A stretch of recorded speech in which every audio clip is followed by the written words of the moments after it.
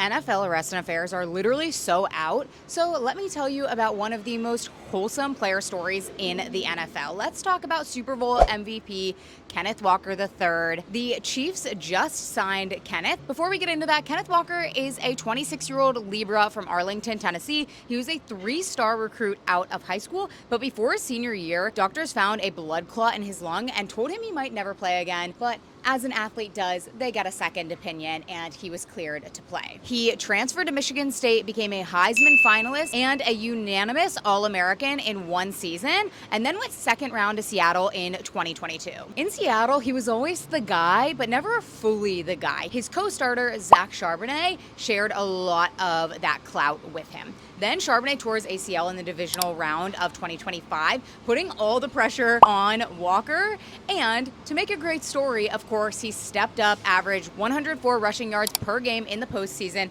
put up 161 scrimmage yards in the Super Bowl, and then won Super Bowl MVP. He was the first running back to win Super Bowl MVP in 28 years. Then he was up for free agency, and I genuinely believe that for the Seahawks, Kenneth Walker is going to be the one who got away. The Chiefs signed him immediately, 3 years, $45 million, the richest free agent contract for a running back ever. And this is one of those times where I really think that the Chiefs are playing chess and not checkers like some of the other teams in the league. The story on Kenneth Walker gets even more interesting when we talk about his sweet dad, also named Kenneth Walker, probably the second. He was really one of those father figures who was constantly pushing their child to train and be athletic. His dad was also very, very uncomfortable in large crowds, so uncomfortable that he literally never went to any NFL games until the Super Bowl, when Kenneth Walker III's agent called his dad and personally convinced him to show up for the Super Bowl. And then his son went out, won MVP, and then spent the night in Miami.